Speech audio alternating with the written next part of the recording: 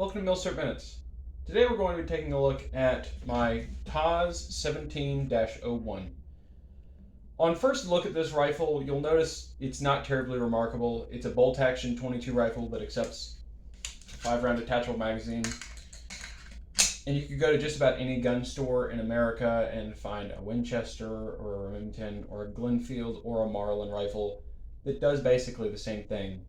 It's got a dovetail cut on the top of the receiver for a Weaver style scope, but what makes this thing interesting is that it was made in the Soviet Union for the purpose of being sold on the Soviet commercial market. This is, as far as I can tell, one of the few firearms that was available to Soviet civilians after these entered production in the late 1950s. I don't know exactly when this one was made, and I don't know what the requirements were in the Soviet Union to be someone who could actually buy a rifle of any kind. When you look at the details of it, though, it comes out to be pretty interesting. Moving up on the butt plate here,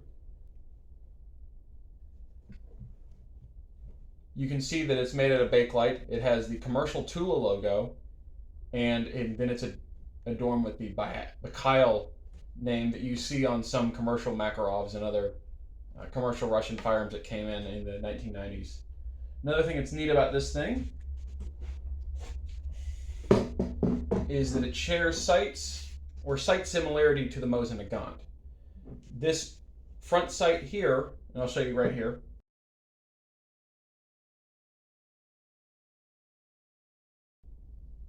I believe it is just straight up come off of a Mosin Nagant 9130, or at least was in supply or was the same part overall.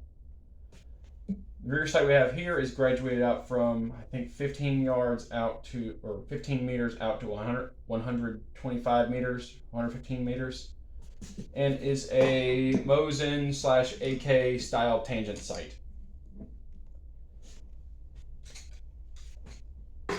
It has narrow width loops for a sling. I haven't been able to locate one yet, but I'm looking for one at the time. It also has dual extractors, which I'll show you here.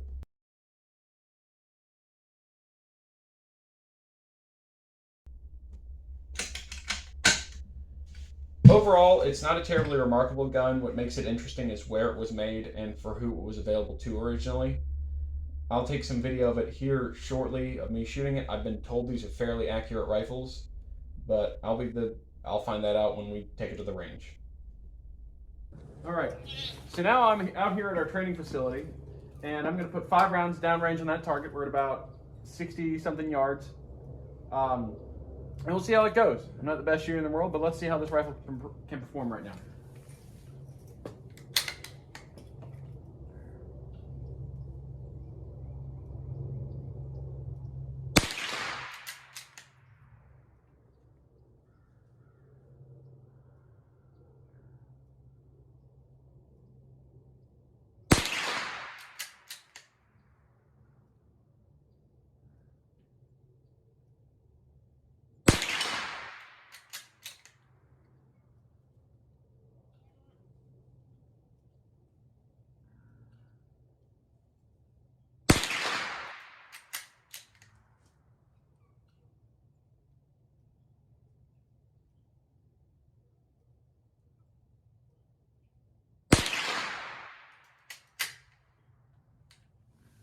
Now let's take a look.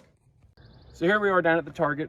The sights are off a bit, higher and up to the left is where we ended up hitting. But we got a reasonably okay group with it. At 60 yards, we have all this spall from when we hit the steel hanger. Not a terrible group. So I put a few more rounds to this gun off camera, and it worked perfectly fine. It was perfectly reliable. The group that I shot wasn't amazing, but that really wasn't the appeal with this rifle. What I was looking for was just the fact that this was a 22 rifle made for the Soviet consumer market.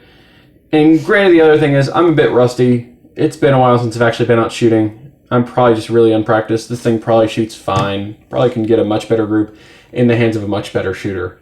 And this thing probably is more accurate than I am. But overall, that's the TOZ-17-01. Pretty cool piece of quasi-milsurp Cold War history. Thanks for watching. Be sure to like and subscribe. And I'll see you in the next video.